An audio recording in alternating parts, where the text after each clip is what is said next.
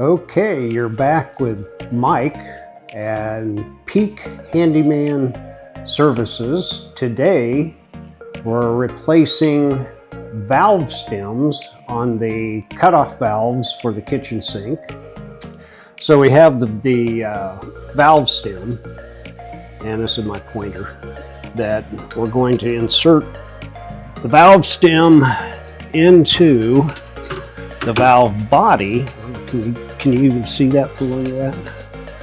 Valve body over here, and that will cut the water off. So here we go. We're going to put it in.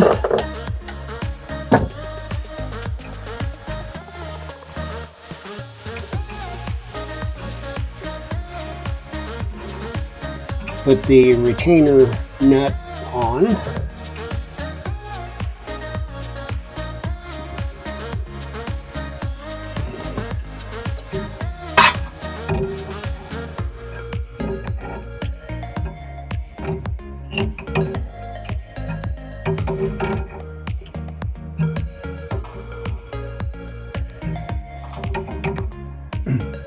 Okay, also reinstall the handle.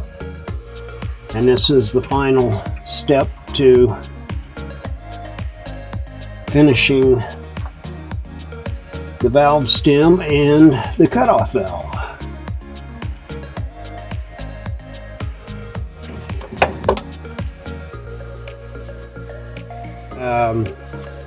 These cutoff valves were of an older design, which allowed for simply replacing that rubber washer that you saw being snapped onto the end of the valve.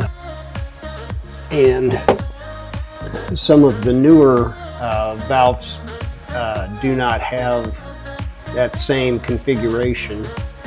So you may see your repairman using a different style.